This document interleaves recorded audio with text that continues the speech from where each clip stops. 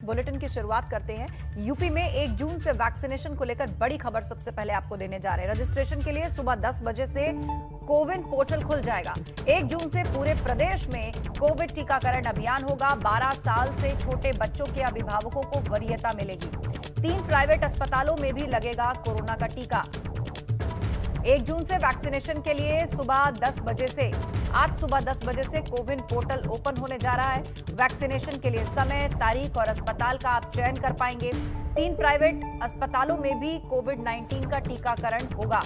12 साल से छोटे बच्चे जिन लोगों के हैं, उन अभिभावकों को टीकाकरण में वरीयता दी जाएगी।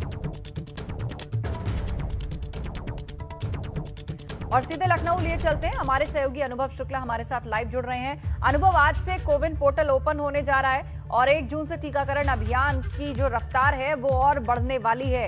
तो आखिर किस तरह से और किन बातों का ध्यान रखा जा रहा है तीसरी लहर को ध्यान में रखते हुए इस टीकाकरण अभियान में?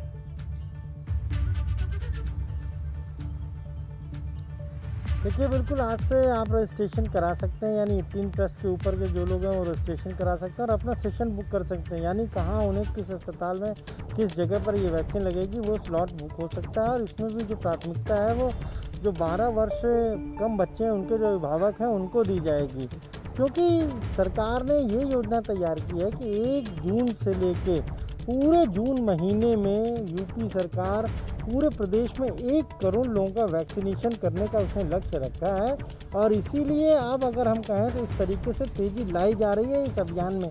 ये अपने आप में एक बहुत बड़ा लक्ष्य है, क्योंकि आप देखिए जनवरी से, जब से वैक्सीनेशन शुरू हुआ है 16 जनवरी से, उसके बाद से अब तक यानी मई बीतते अगर हम देखें तो पूरे यूपी में 1 करोड़ 75 लाख के आसपास ही वैक्सीनेशन हुआ है। लेकिन अब योजना ये है कि 1 महीने के भीतर ही 1 करोड़ लोगों को ये वैक्सीन की डोज दी जाए और उसमें भी 12 साल से जो छोटे बच्चे हैं उनके जो अभिभावक हैं उनको प्राथमिकता दी जाए।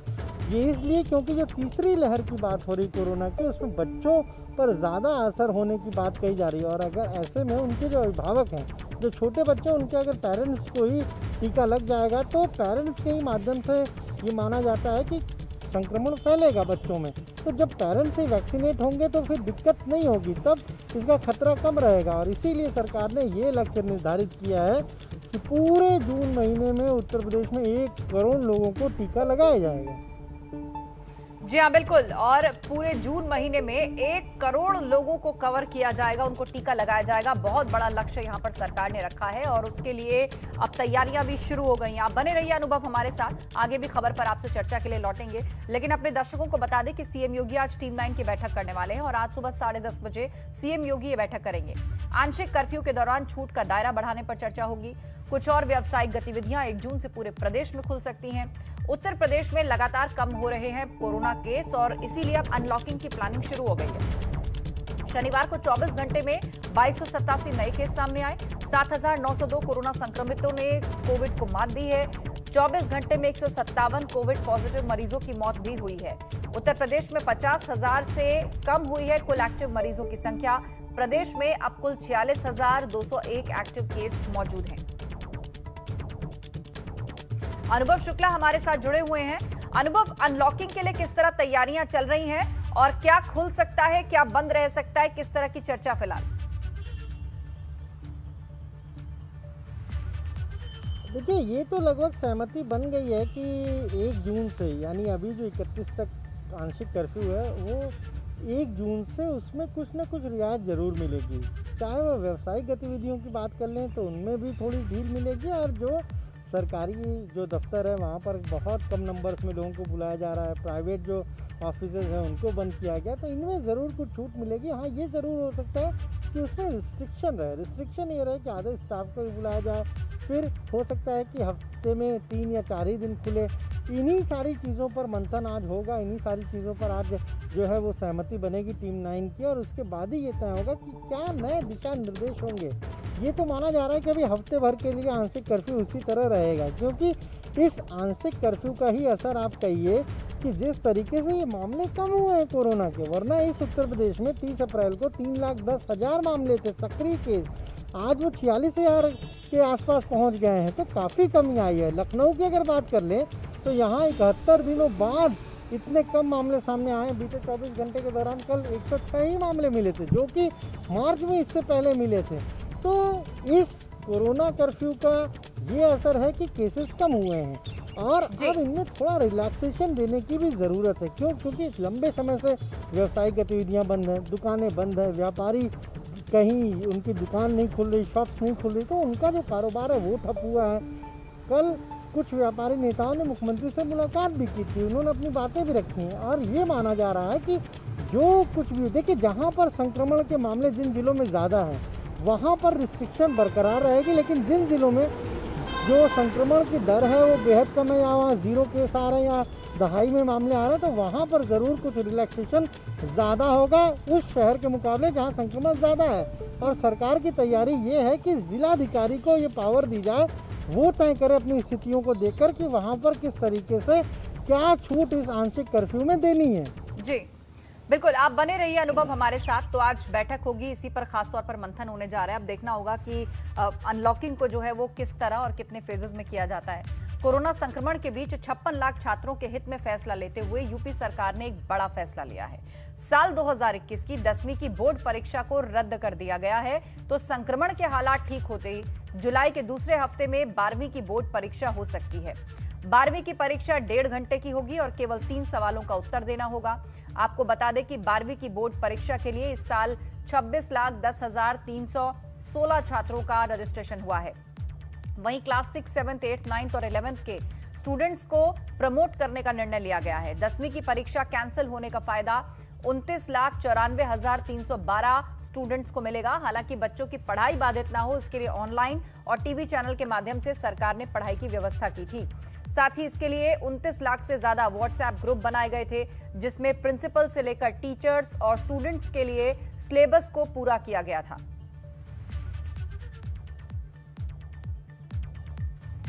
एबीपी गंगा के ई कॉन्क्लेव में सबसे पहले यूपी के डिप्टी सीएम और माध्यमिक और उच्च शिक्षा मंत्री दिनेश शर्मा ने इस बात की घोषणा की कि माननीय मुख्यमंत्री जी के अध्यक्षता में उत्तर प्रदेश के माध्यमिक शिक्षा परिषद तथा अन्य बोर्डों के जो 6ठे, 7वें, 8वें, 9वें और 11वें के विद्यार्थी थे, उनके संदर्भ में ये निर्णय लिया गया कि उनको प्रमोट किया जाएगा और इसी तरीके से हाई स्कूल के जो विद्यार्थी होंगे माध्यमिक शिक्षा परिषद बोर्ड के, उन विद्यार्थियों, उन छात्रों को भी प्रमोट करने का निर्णय और हाई स्कूल की जो वर्ष 2021 की परीक्षा है उसे निरस्त करने का निर्णय माननीय मुख्यमंत्री जी के साथ बैठक में लिया गया। और अब आपको सीधे प्रयागराज लिए चलते हैं। मोहम्मद मोइन हमारे सहयोगी हमारे साथ जुड़ गए हैं। मोइन, 10th के स्टूडेंट्स प्रमोट होंगे, उनकी जो परीक्षाएं हैं वो रद्द हो गई हैं, लेकिन 12th के एग्जाम कराए जाएंगे। पर उसके लिए कहा यह जा रहा है कि जुलाई में हो सकता है कि जब कोरोना थोड़ा ढलान पे हो, वैक्सीनेशन ड्राइव भी तब तक काफी हो जाएगा, तो जुलाई में ये एग्जाम हो सकते हैं और 1.5 घंटे की ये परीक्षा होगी। क्या पैटर्न रहेगा 12th के एग्जाम के लिए? बिल्कुल, देखिए, उत्तर प्रदेश सरकार ने यूपी बोर्ड की परीक्षाओं को लेकर जो फैसला किया है उस पर जो चाहे स्टूडेंट्स हो चाहे उनके परिवार वाले हों, उन्होंने मिली जुली प्रतिक्रिया जताई है। जो कमजोर छात्र हैं उन्होंने तो इस पर खुशी जताई है, इस फैसले का स्वागत किया है। उनका ये मानना है कि वो रिस्क लेने से अच्छा कि वो सीधे 10वीं क्लास में प्रमोट हो गए हैं। 12वीं की कक्षा भी का इम्तिहान भी होगा या नहीं, इस पर सस्पेंस है। अगर होगा भी तो सिर्फ 1.5 घंटे का पेपर होगा, सिर्फ 3 सवालों के जवाब देने होंगे। लेकिन जो प्रतिभाशाली छात्र थे जिन्होंने साल भर मेहनत की थी, वो इस फैसले से निराश हैं। उनका कहना है कि इसमें एक कॉमन नंबर दिया जाएगा और उन्हें ज़्यादा उम्मीद थी कि ज़्यादा बेहतर नंबर उनकी मार्कशीट पर दर्ज होंगे, जिससे उन्हें आगे फ़ायदा मिलेगा। 12वीं के छात्रों के साथ एक और दिक्कत ये होगी कि चूंकि उसके बाद उन्हें यूनिवर्सिटी में एडमिशन लेना होता है, तमाम टेक्निकल संस्थानों में एडमिशन लेना होता है, इंजीनियरिंग और डॉक्टरी की पढ़ाई में एडमिशन लेना होता है, तो उनका ये मानना है कि इससे उनका सेशन लेट होगा, 4 महीने ज़्यादा उनको पढ़ाई करनी पड़ेगी। चूंकि मार्च महीने में आमतौर पर यूपी बोर्ड के इम्तिहान हो जाते हैं, अब अगर जुलाई में इम्तिहान होंगे तो लगातार पढ़ाई करते रहना पड़ेगा और जैसे ही इम्तिहान खत्म होंगे तो उन्हें तुरंत नई कक्षा में प्रवेश मिल जाएगा, सेशन भी लेट होगा। तो अलग अलग प्रतिक्रिया है अलग अलग तरीके के छात्रों के लिए। और अगर अभी जुलाई में क्या कुछ होगा बहुत ज़्यादा साफ नहीं है। सरकार की तरफ से सिर्फ इतना कहा गया है कि 3 घंटे के बजाय 1.5 घंटे का पेपर होगा, सिर्फ 3 सवालों के जवाब देने होंगे। तो सिर्फ 3 सवालों से आप पूरे साल भर का मूल्यांकन जो प्रतिभाशाली छात्र हैं उनका ये मानना है कि वो बेहतर तरीके से नहीं हो पाएगा और एक कॉमन नंबर देने की स्थिति बनेगी और इससे उनका नुकसान होगा। लेकिन चूंकि महामारी है, कोरोना जैसी खतरनाक स्थिति है, सरकार रिस्क नहीं लेना चाहेगी, इसलिए प्राथमिकता यही होगी कि हालात सामान्य होने पर ही परीक्षा कराई जाए, बेहद सामान्य तरीके से परीक्षा कराई जाए और नहीं तो जैसे 10वीं कक्षा के साथ किया गया है उसी तरीके से 12वीं क्लास का भी के बच्चों को भी वो प्रमोट किया जाएगा। लेकिन ये सब कुछ निर्भर करेगा कि जुलाई के दूसरे हफ्ते में स्थिति क्या रहती है, महामारी पर कितना कंट्रोल पा लिया जाता है, वैक्सीनेशन की क्या स्थिति रहती है। तो ये सब अभी भविष्य में निर्भर करेगा और जुलाई के दूसरे हफ्ते में ही इस पर फैसला होगा। बिल्कुल, और सरकार का जो रुख है, जो मंशा है, बिल्कुल साफ है। जान और जहान दोनों को बचाना है, दोनों को साथ लेकर चलना है, इसीलिए सोच समझ के फैसले लिए जा रहे हैं। अनलॉकिंग के लिए भी जो है कई तरह के मंथन चल रहे हैं कि ऐसा ना हो कि एक बार फिर से अनलॉकिंग भारी पड़ जाए या भीड़ इकट्ठी होने लग जाए। तो बात चाहे परीक्षा की हो या बाजारों की हो या फिर आपके आसपास दुनिया खुलने की हो, उसको लेकर फूंक फूंक कर कदम सरकार भी रख रही है। शुक्रिया मोइन जानकारी के लिए। संक्रमण के दौर में अपने माता पिता को खो चुके बच्चों की मदद के लिए योगी सरकार आगे आई है। सीएम ने इस बात का ऐलान किया है। सीएम योगी ने कहा है कि कोविड महामारी में अनाथ हुए बच्चों को सरकार गोद लेगी। 18 साल तक के बच्चों की जिम्मेदारी सरकार उठाएगी। बच्चों को सरकार की ओर से लैपटॉप दिया जाएगा। बालिग होने तक हर बच्चे को 4,000 की आर्थिक मदद दी जाएगी। शादी के लिए बालिग बच्चियों को सरकार 1 लाख रुपए देगी।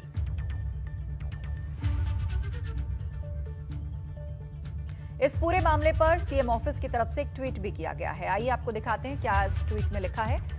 कोरोना के कारण अनेक बच्चों ने अपने माता पिता को खो दिया है। ऐसे बच्चों की देखभाल, उनके लिए सम्मानजनक जीवन और उन्नति के अवसर सुनिश्चित करने के लिए यूपी गवर्नमेंट ने उत्तर प्रदेश मुख्यमंत्री बाल सेवा योजना शुरू की है। बच्चे समाज का भविष्य है, उनका संरक्षण हमारी शीर्ष प्राथमिकता है। 10 साल से कम आयु के ऐसे बच्चे जिनके गार्जियन या उनका कोई अभिभावक नहीं है, ऐसे बच्चों को प्रदेश सरकार द्वारा भारत सरकार की सहायता से अथवा अपने अब राज्य सरकार के द्वारा जो संचालित हैं बाल गृह, उनमें उनके संरक्षण की व्यवस्था, उनके आवास की व्यवस्था होगी। अनाथ होने वाले उन बच्चों की देखभाल के लिए राज्य सरकार ऐसे बच्चों को वयस्क होने तक, यानी जब तक वो बच्चे अपने पैरों पर खड़े होते हैं तब तक ऐसे बच्चों की देखभाल के लिए 4,000 रुपये प्रति बच्चा प्रति बालक या बालिका वित्तीय सहायता उपलब्ध कराएगी। उन जिन्होंने अपने पेरेंट्स को खोया है या लीगल गार्जियन को खोया है, ऐसी बालिकाओं के लिए राज्य सरकार शादी ब्याह के लिए 1,01,000 रुपये की राशि उस बालिका की शादी पे खर्च करेगी, उस राशि को उपलब्ध कराएगी। तो जिन बच्चों ने अपने माता पिता को खो दिया है उनको अब सहारा देगी यूपी सरकार। और इस पर चर्चा के लिए हमारे सहयोगी अनुभव शुक्ला हमारे साथ जुड़ गए हैं। अनुभव, कोई आंकड़ा या कोई डेटा है क्या सरकार के पास, कितनी संख्या होगी ऐसे बच्चों की जो कि कोविड महामारी के चलते जिनके सर से माता पिता का साया उठ गया है?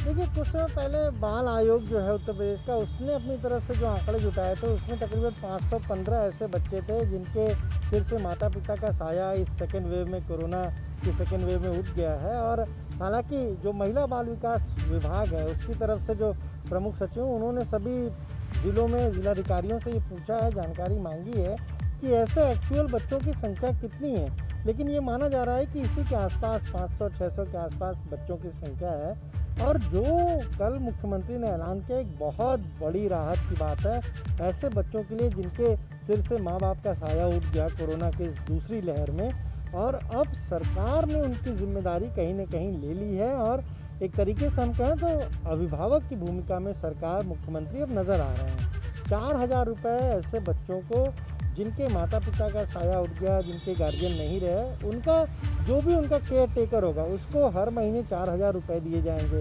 इसके अलावा जिन बच्चियों के सिर से माता पिता का साया उठ गया, अगर उनके यहाँ कोई एक्सटेंडेड फैमिली नहीं है, कोई उनको रखने वाला, पालन पोषण करने वाला नहीं है, तो फिर उनको कस्तूरबा गांधी बालिका विद्यालय जो है वहाँ पर रखा जाएगा, या फिर जो अटल आवासीय विद्यालय बन रहे हैं वहाँ पर उनको रखा जाएगा। पढ़ाई लिखाई सब कुछ सरकार कराएगी। इतना ही नहीं, बालिकाओं के लिए 1,01,000 रुपये उनके विवाह पर भी सरकार की ओर से दिया जाएगा। तो ये सारी चीज़ें जो है वो कल मुख्यमंत्री ने घोषणा की है, और बड़ी घोषणा है। देखिए, एक तरफ तो प्रधानमंत्री ने, केंद्र सरकार ने भी घोषणा की है कि ऐसे बच्चों के लिए पीएम केयर फंड से मदद की जाएगी। पीएम केयर उसको नाम दिया गया है, और अब राज्य सरकार भी आगे आई है। तो कहीं ना कहीं जो गम के आंसू हैं उसे थोड़ा पूछने की कोशिश सरकार ने ज़रूर की है। बिल्कुल, बहुत शुक्रिया अनुभव जानकारी के लिए। आगे भी हम आपसे अपडेट लेते रहेंगे। तो यूपी सरकार की ये पहल है, और इस तरह कोविड महामारी के दौरान जो बच्चे अनाथ हुए हैं, जिन्होंने अपनों को खो दिया है, उनकी जिम्मेदारी लेगी अब सरकार। एक छोटे से ब्रेक का वक्त है, खबरें अभी और भी हैं, जल्द लौटेंगे। बुलेटिन में आगे बढ़ते हैं। अगली खबर सहारनपुर से मिल रही है। आंधी तूफान से मकान का टीन शेड गिर पड़ा, और टीन शेड गिरने से दंपति की जान चली गई है। पति पत्नी की मौके पर मौत हो गई। ग्रामीणों ने दोनों के शवों को मलबे से बाहर निकाला और प्रशासन को उसकी जानकारी दी।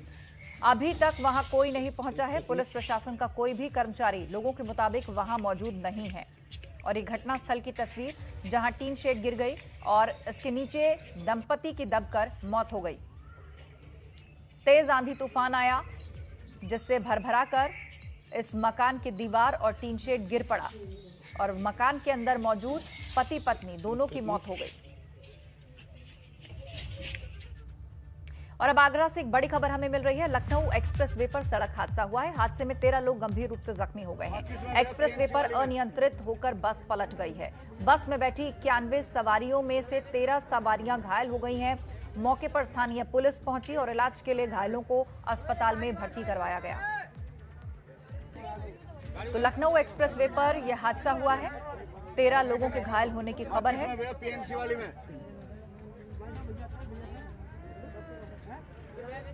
और अब खबर एटा से, जहां पुलिस ने अवैध शराब बनाने की फैक्ट्री का भंडाफोड़ किया। इस दौरान पुलिस ने मौके से भारी मात्रा में शराब और शराब बनाने के उपकरण बरामद किए। मौके से पुलिस ने 2 आरोपियों को गिरफ्तार भी किया। वहीं 4 आरोपी फरार होने में कामयाब रहे। इसी क्रम में थाना धौली कला में ग्राम संतीपुर में एक अवैध देशी शराब की फैक्ट्री का खुलासा हुआ है, भंडाफोड़ हुआ है, जिसमें 2 लोग गिरफ्तार किए गए हैं। और बॉटलिंग के मशीनों सहित करीब 57 जो देशी शराब, जो अवैध शराब है, वो की पेटियां बरामद हुई हैं। साथ ही साथ बड़ी मात्रा में खाली बोतल, ढक्कन और अन्य सामग्री बरामद हुई। साथ ही साथ जो अल्कोहल है, करीब जो है कच्चा अल्कोहल 1 टन बरामद हुआ है। और अब बात मुजफ्फरनगर की, जहां पुलिस की बदमाशों से मुठभेड़ हो गई। इस दौरान पुलिस ने एक बदमाश को गिरफ्तार कर लिया। वहीं एक बदमाश फरार होने में कामयाब रहा। जिस बदमाश को गिरफ्तार किया गया वो 25,000 का इनामी है। उसका नाम गुलबहार बताया जा रहा है। इस पर 12 से ज्यादा थानों में केस दर्ज है। से छपार के लिए रोड गया है, उससे एक मोटरसाइकिल से 2 युवक तेजी से आ रहे थे। जैसे पुलिस ने उनको हाथ दिया तो उनको लगा के पुलिस ने उन्हें घेर लिया है, और वो जैसे ही उन्होंने मुड़े, पुलिस ने उनका पीछा किया तो उन्होंने पुलिस के ऊपर जानलेवा उन्होंने फायर किया। पुलिस ने जो अपनी जवाबी कार्रवाई की तो उसमें एक बदमाश के पैर में गोली लगी है, जिसका नाम गुलबहार है। हरदा की चुटकी, उनियाल को खटकी, सूट वाली बात, फूट पड़े जज्बात। टीज पर दोस्ताना तकरार। जरूर देखिए उत्तराखंड की जनता का मूड आज सुबह 9:30 बजे। फिलहाल एक ब्रेक, जल्द लौटेंगे।